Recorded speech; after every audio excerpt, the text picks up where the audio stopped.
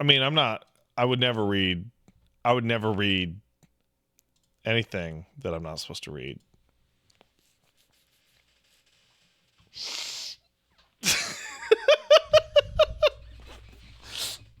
Um, did I make a face?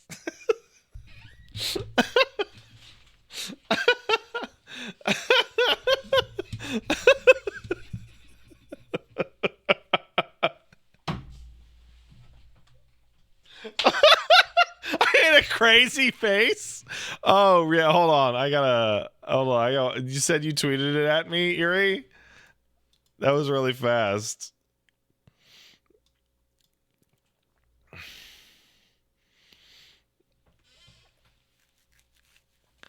Uh, where did I find those leaks so I know where to stay away from? Somebody didn't send them to me. I don't know where they came from. Wait a second. Hold on. These aren't data mines. These are leaks. I don't have to pretend. All right, grain of salt. Grain of salt.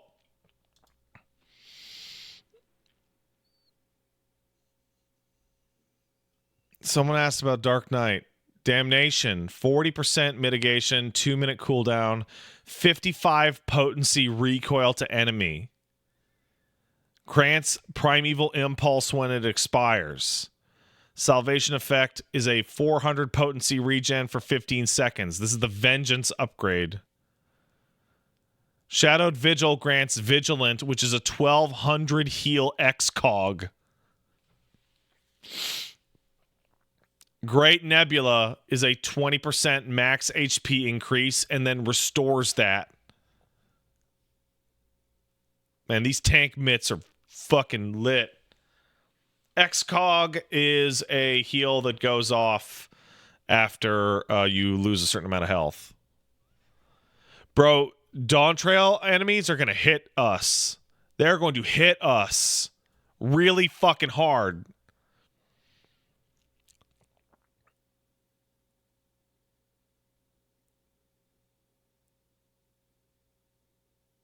Okay, so you want to know how hard enemies are going to hit us in Dawn Trail? You want to hear this? Okay. You want to hear the capstone scholar ability? Seraphism, level 100. 180 second recast. Gradually restores HP of self and all party members within 50 yards with a cure potency of 100. Changes Adlo to manifestation and consultation to cessation. Additional effect, resets emergency tactics recast. That is a oh fuck button.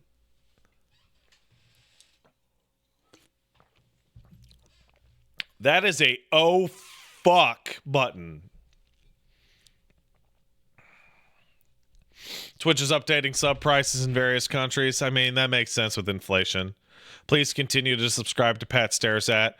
If you don't want to, you can also use your credit card to use direct donations for the same amount, which I actually get more of. Maryland Jutsu, these are not data mines. These are leaks.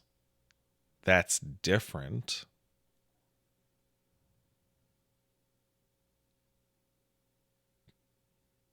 That's different. Unfortunately, the main leak that I want to see, which is Dark Knight, is not really available here.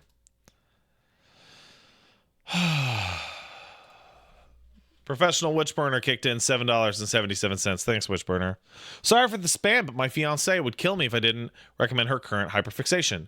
Nine Souls is in her world, Hollow Knight, but Sekiro inspired. Just released and is made by the guys who made Detention and Devotion. I didn't finish your message. I'm sorry. Thank you, Mr. Thank you for reminding me right away, Mr. Fantastic. That actually is really nice. I have like 10 hours in Nine Souls. That game's incredible.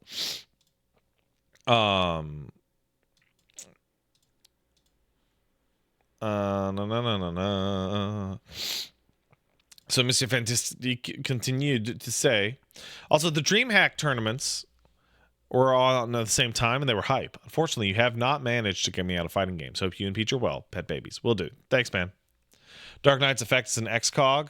Yeah, I know that, but I want more. I want my new Shadowbringer move.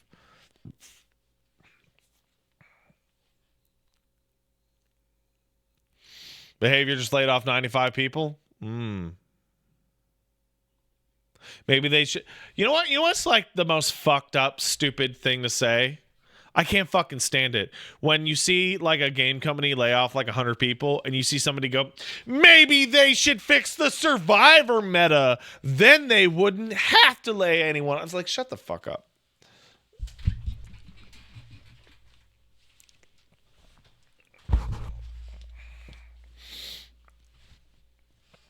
Shut up.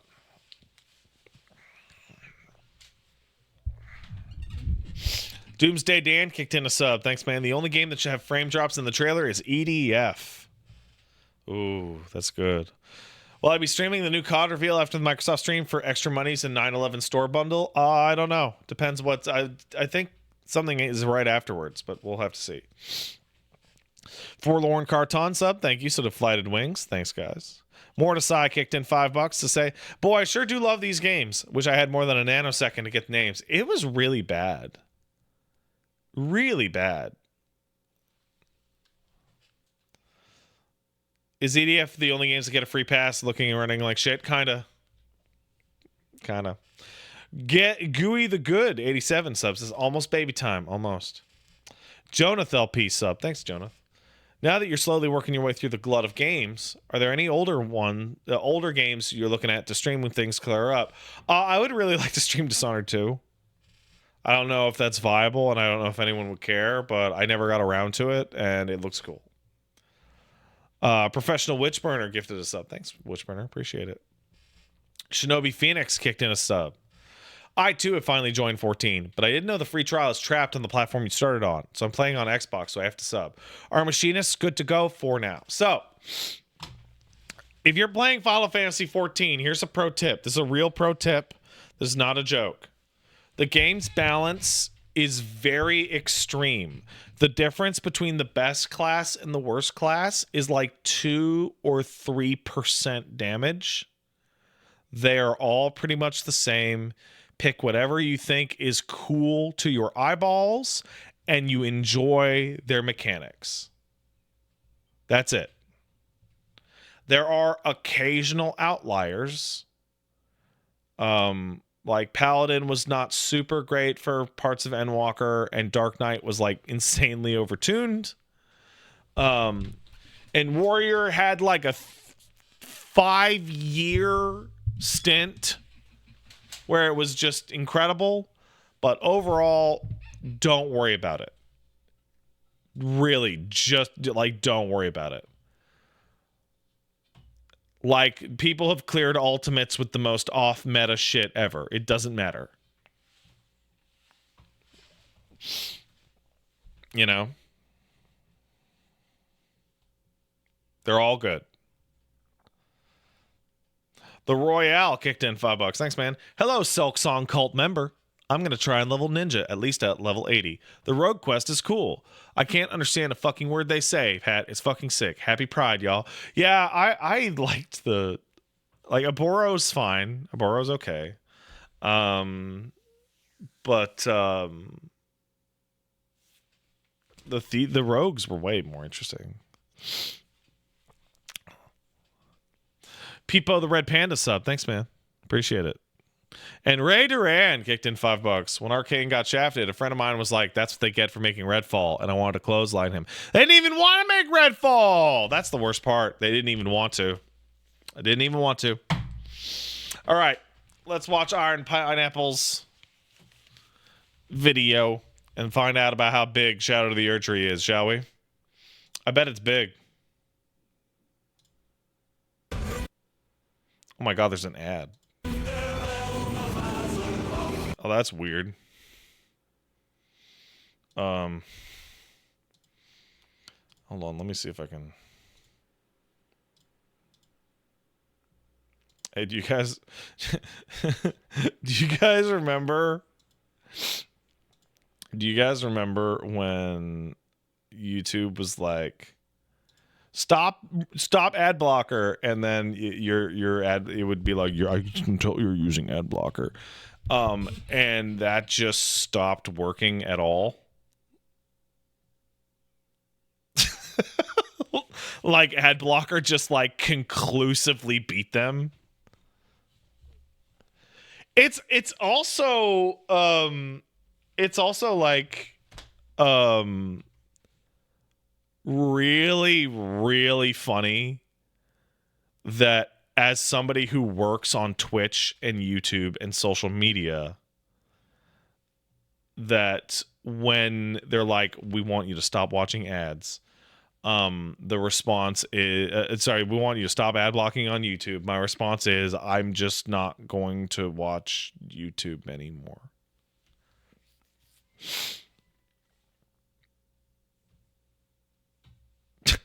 like I was like, they're updating Chrome this week to stop it. You know what?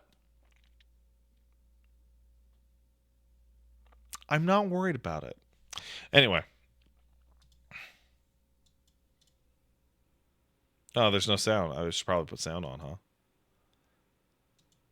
Fellas, we are so back. I was recently invited to Love LA you, to Iron attend an Pineapple. Elden Ring DLC preview event. While there, I had the opportunity to play the game hands-on for 3 hours and experience the first region of the DLC. You can think of this as the Limgrave of the expansion. Despite the time limit, I think I was able to see almost everything. If you just want the short version of my thoughts, what I've seen so far is great, and I'm optimistic for the rest of the DLC. From Software has a proven track record for their DLCs being the best part of their Soulsborne games, and Shadow of the Erdtree is no exception, with the added bonus of it seemingly being by far their biggest DLC ever. God the damn it. bosses, enemies, dungeons, level design, weapons, spells, art direction, etc. That is a cool It's all fucking top-notch stuff, sword! and more or less exactly what you'd expect from FromSoft. That being said, the best way to describe this DLC would be more Elden Ring. I know that might seem redundant to point out, I can't but believe I it. think it's worth mentioning because we've all been waiting over 2 years, and the hype surrounding the release of this DLC is unprecedented. I can't With that believe type of hype, I think it's easy for expectations to balloon into something beyond the scope of the game. So yeah, it's more Elden Ring. If you love the base game, you'll love this. If you have issues with the base game, those are most likely still here. Anyway, let's talk details. The rest of this video will be me sharing my experience with the 3 hours I had to play the game while providing some overall impressions along the way. I'll also separate the video into sections, so you're free to skip around if you want to avoid certain things. No, I'm One good. last note before we get started, everyone who attended the event was unfortunately not allowed to record footage of their own gameplay. Instead, we were given 13 minutes of B-roll footage Okay, to work that's with what's for video happening. content. So while I'll do my best to match up the footage with what I'm talking about, just know that there's a lot of stuff I experienced that I simply don't have footage for. My play session began with a You're a choice between rock. 3 different save files, a warrior, mage, and knight. I chose the knight, and that wound up being a dexterity build. Each of these save files was level 150 with multiple maxed out weapons in their inventory. After choosing my character, I loaded into the game right in front of the Hand of Miquella at the back of Mohg's boss room. I then touched the hand and was transported to the Land of Shadow. I was instantly level stunned by how 248. beautiful this area was. The sky, the grass, the fog, the structures in the distance. The art direction of this initial reveal is insane, and FromSoft is once again proving that they have some of the most talented artists in the industry. From this first sight of grace, it was clear that I could head into multiple directions to reach different points of interest. But the first thing that caught my eye was a big fire guy in the distance, so I rode over on Torrent and was welcomed with him kicking flaming rocks in my face. Awesome attack, by the way. I really like this guy's design and the spectacle he provides as an introduction to the area. I spent a couple minutes jumping over his fire Oh yeah, the stomps frame and rate's being hacking away iffy on my end specifically. Hold on, let me see if I can fix that a little bit. See, make that a little better. Uh-oh. It's summer. Hold on a second.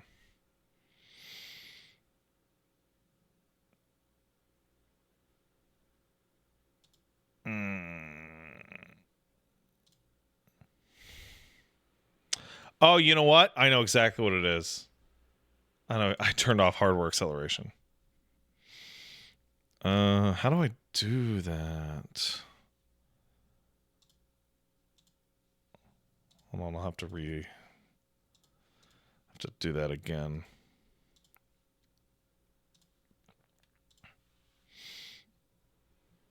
I turned that off hoping that it would make the buffering shit go better. Ah, okay, yeah, that's what it was.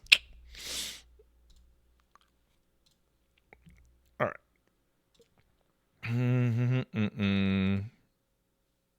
There we go. Back we go. with a choice between 3 different save My files, mistake, a everyone. warrior, mage, and knight. I chose the knight, and that wound up being a dexterity build. Each of these save files was level 150 with multiple maxed out weapons in their inventory. After choosing my character, I loaded into the game right in front of the Hand of Miquella at the back of Mohg's boss room. I then touched the hand and was transported to the Land of Shadow. I was instantly stunned Shadow by of how the Erdtree beautiful this is area 3 was. DLCs The in a trench sky, coat. The grass, the fog, the structures in the distance. The art direction of this initial reveal is insane. And FromSoft is once again Hey, look, there's a proving that berserk they have some of tree the on most the talented right. artists in the industry. From this first sight of grace, it was clear that I could head into multiple directions to reach different points of interest. But the first thing that caught my eye was a big fire guy in the distance. So I rode over on Torrent and was welcomed with him kicking flaming rocks in my face. Awesome attack, by the way. I really like this guy's design and the spectacle he provides as an introduction to the area. He's I spent got a couple fire minutes jumping giant over his fire stuff stumps on and his hacking away at legs. his ankles, but it was hardly doing any damage. And I figured it would be a bad idea to bang my head against the wall on this clearly optional encounter while under such a tight time limit. So I decided to just run past him. That being said, let it be known that I came back near the end of the play session and kicked his ass by just wailing on his ankles for 7 minutes straight. Following the road a bit further, I came across another site of grace with a couple NPCs standing nearby. There was also a glowing cross with an important new item next to it, a Scadutree fragment. These fragments are typically found Scadutree. near other crosses scattered around the map, and you can turn them in for Scadutree blessings at sites of grace. These blessings operate as permanent upgrades for your attack power and defense, but only when you're in the DLC area. The first upgrade costs 1 fragment, and then subsequent upgrades cost 2. And by the time I finished my play session, I'd raised my blessing level to 3 or 4. As for how much these boost you, I can't say for sure, but I did have the foresight to do a quick test when upgrading my blessing from level 2 to 3. I did a heavy charged attack on an unaware enemy. At blessing level 2, it did 1427 damage, and at level 3, it did 1491. If you do the Okay, so I have a sneaking suspicion that what that is that the DLC caps your numbers, and then these upgrades like kind of uncap the your damage and health. That's a bit over 4% extra damage. One thing to note is that on the stats screen, my stats were colored gold. I was confused by this at first, but it's likely that this is just a visual representation of the blessing kicking in. Therefore, my guess is that instead of raising your attack and defense by a certain percentage, these blessings are probably just raising our stat values by flat amounts. Like my attack power stat went from 700 to 720 or something. Don't quote me on that, but yeah, that's my guess on how it works. On top of that, I found another new item that functioned like the Scadutree fragment, but for Spirit Ashes instead. These items converted into Revered Spirit Ash blessings, which provided permanent upgrades to the attack and defense for all Spirit Ashes used in the DLC area. This came with the added bonus of making Torrent tankier as well, so even if you don't use Spirit Ashes, it's worth tracking these items down and upgrading your character with them. Between these 2 new items, I think this is a really fun way to approach upgrades for the DLC, as it allows high-level players with completed builds to still get meaningful boosts to their characters without horribly upsetting the balance of the base game when they leave the DLC. It also Smart. lets you re-experience that satisfaction of collecting upgrades via exploration like Golden Seeds and Sacred Tears, but this time in a new setting and with a new twist. Anyway, I talked with all the nearby NPCs, and the general vibe I got is that they're all trying to track down Miquella and figure out where he's going. These fragments and glowing crosses were left by Miquella, and the main story thread of the DLC seemed to be uncovering the path Miquella took and discovering what his goal is. I'm not the lore guy though, so if you want a deeper explanation than that, I'm sure Vadi has you covered. As I continued along the path, I eventually arrived at a long set of steps leading to a giant door. This was the entrance to the first legacy dungeon of the DLC, Belurot Tower Settlement. Long story short, this place fucking rules, and I'm mad I didn't get to explore it fully due to time constraints. I think a good way to sum this area up is that Stormvale meets Leyndell, whatever that means. Oh, man. And it's pretty big. Lots of enemies, lots of ambushes, lots of secrets to find. It's good stuff. Legacy dungeons were the best part of the base game, and that is very much still the case here in the DLC. Now that we're getting to some proper combat, I want to take a few minutes to discuss some of the new weapons that were added. This is easily one of the biggest highlights that's of the whole awesome. DLC. I noticed that my character had multiple fully upgraded weapons in his inventory, so I did my best to switch weapons every 10 or 15 minutes to experience as much as I could. So first of all, in an interview from a few weeks ago, we learned that there would be 8 new weapon types, but we didn't know the specifics yet for what all 8 would be. Now we do. The 8 types are Light Greatsword, Martial Arts, Beast Claws, Perfume Bottles, Reverse Grip Swords, Throwing Daggers, Great Katana, and Dueling Shield. Let's start with the light greatsword. Dueling This was the shield? starting weapon for me, and it's called the Milady. This thing is fantastic. It's quick and combo Those aren't weapon focused, arts. and the That's weapon just skill puts you in a attacks. stance that allows you to either do a set of quick slashes with R1 or a jumping lunge attack with R2. Also note that you'll do multiple swings with just a single input. Like the guard counter here is a 3-hit attack. I also noticed the jumping attacks were similar, with them being 2-hit combos That's just hot! from a single button press. This gives this weapon type a very distinct feel. I'm excited to see what other light greatswords exist in the DLC, since this one felt ridiculously smooth to use. After that, we have martial arts. Dude, this weapon just kicks ass. There's not much more to say. It felt so good to use, and the way the attacks combo into each other was awesome. To all my Dark Souls 2 fans, remember the Bone Fist weapon? It It's kinda like sucks but that all way these better. new weird So things are expect stuck a in the Ratatouille DLC. flashback moment when you get your hands on them. Next up, Beast Claws. Look at how fucking sick these things are. They're like the unhinged younger brother of the martial arts weapon. Flying around with them will make you feel like an actual animal, and while the obvious point of comparison would be the Beast Claws from Bloodborne, these ones feel notably faster and more acrobatic. Highly recommend. Perfume bottles are next. These ones really surprised me. You just get to throw out fire or lightning or whatever What? element. Surely it costs FP, right? Nope, you can do this as much as you want. And keep in mind, it's not a consumable. It's just a whole ass weapon type. So you have one-handed and two-handed movesets, running attacks, jumping attacks, everything. The charged heavy attack was my favorite, as it makes your character spin around, throwing the fire What? everywhere. And it's very effective in group settings. Following that, we have reverse grip swords. This is actually the one weapon type I didn't get to try personally, but luckily we have a lot of footage of it here. As a bonus, check out this rapid fire crossbow they show off. Yeah.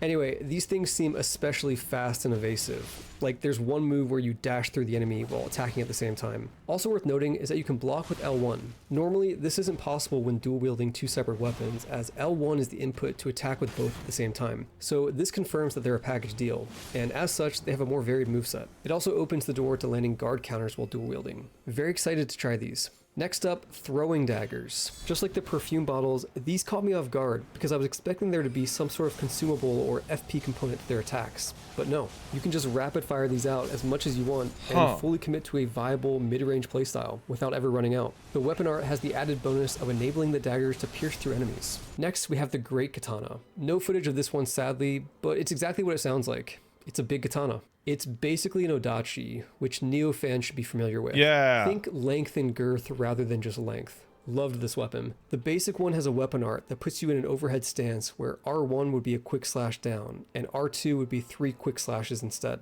Lastly, we have the dueling shield. Sadly, the only footage we have of this thing is this one attack here during the upcoming boss fight. The shield had pointed edges, and the moveset involved a mix of thrusting and slashing attacks. It comes with the added bonus of being very well suited for guard counters when you two-hand it. And fun fact, this seems to be based on real-life dueling shields that actually Cool. existed. But yeah, as someone who gravitates toward goofy and gimmicky stuff, this one was surprisingly straightforward and honest. I think I need to mess around with it more before I settle on how I feel about it. So that's it for new weapon types, but there's one more big addition mixed into existing weapon types I want to mention. Check it out. Throwing weapons. These are new weapons that allow you to throw your weapon whenever you press R2 or strong attack, but they still double as melee weapons for light attacks. And guess what? 0 FP cost. You can throw them as much as you want. In my play session, I found a throwing axe, a throwing spear, and a throwing great hammer. The great hammer made me laugh out loud because the charged R2 attack involves spinning the hammer in a circle before launching it across the room for 2,000 damage. Think Mario 64 throwing Bowser, and you'll get the idea. Yo, this is really awesome. love how FromSoft is embracing all these ranged options and allowing more playstyles that seamlessly mix ranged and melee. Alright, that does it for weapons. Let's get back to the dungeon. Like I said, it's a great and beautiful area, and I just wish I had more time to explore it fully. At the end of the dungeon, I finally arrived at the boss, the Dancing Lion.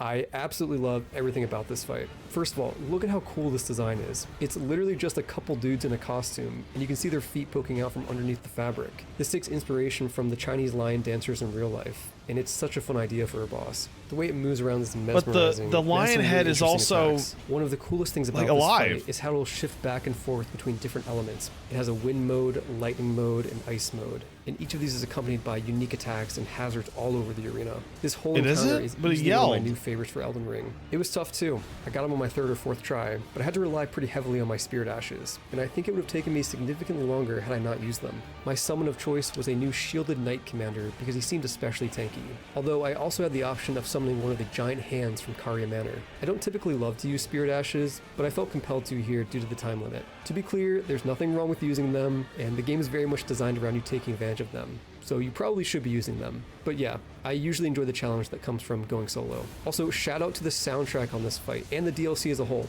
Just fantastic stuff. After the fight, I continued higher up toward the main tower, but was stopped by some shadow branches that blocked my way. It was a dead end for now, but I found a letter on the ground that pointed me east saying Mikola was spotted in that direction. So I left Bellerot behind and went back to the overworld. I rode north until I found an interesting pile of bones in some shallow water. As is typical of cursed bones in fantasy settings, they came to life and formed into a skeletal dragon for me to fight. So finally we arrive at my main critique for the DLC as I see it so far. This fight was just a reskinned dragon from the base game, and while I could be mistaken, I'm pretty sure it had the same moveset as the dragons we've already fought before. If this was a one-off, sure, whatever. But I noticed a few other enemies from the base game being reused in other areas as I continued to play, and it gave me pause. Now look, in terms of the base game, I'm actually very understanding when it comes to the reuse of bosses and enemies. When you're making a game the size of Elden Ring and want to include 165 boss fights, it's unreasonable to expect them all to be unique. Think about how many animations with FromSoft tier polish go into even a single boss. It's insane, and I think they do a great job of making it work.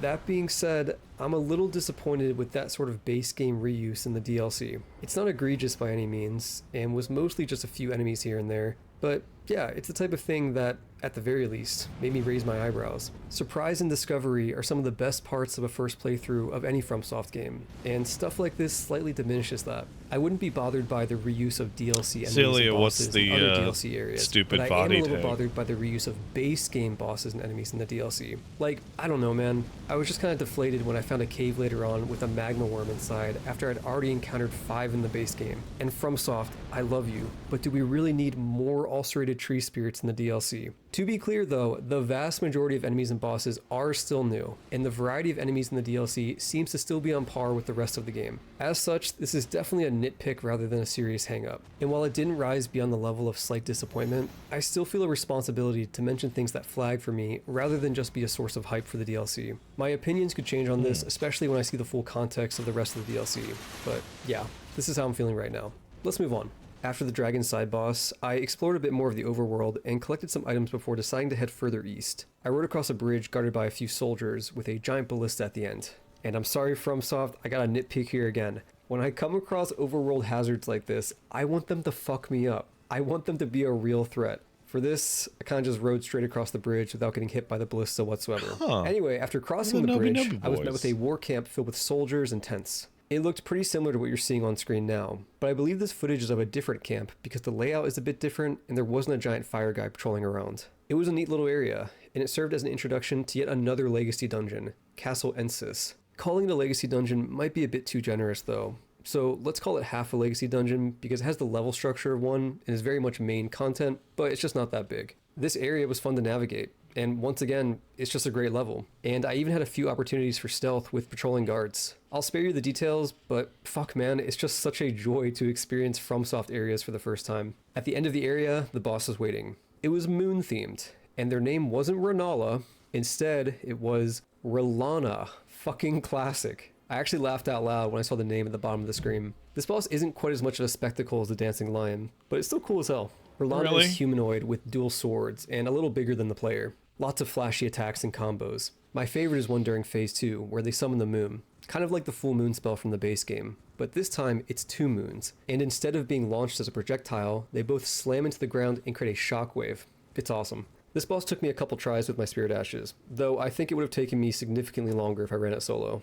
Beating Rellana opened a door in the arena that led directly into the next major zone, but I wasn't allowed to go out there as part of the preview session. It's possible I missed an alternate progression path similar to how it's handled with Stormvale Castle, but I think this boss is mandatory to enter the next region, so definitely a little less open than the intro to the base game by comparison. With my remaining time, I spent most of the rest of the play session running around to do as much side content as I could. I found a few caves, some catacombs, some ruins, and a bunch of other miscellaneous things. Despite my initial bad impression due to the skeleton dragon reskin fight, I think some of the side stuff is actually a step up from the base game. Specifically, the caves feel more fleshed out. Like, one cave I found near the first Legacy dungeon was this whole area themed entirely around the production of living jars. It was just really visually striking and a cool bit of environmental storytelling with giant jars littering this entire cave. And there were even jars hanging from the ceiling, resulting in some vertical level design and platforming. On top of that, there was a cool reveal where I got to fight human flesh blob monsters that usually end up inside of the jars, but here they're on their own as a new enemy.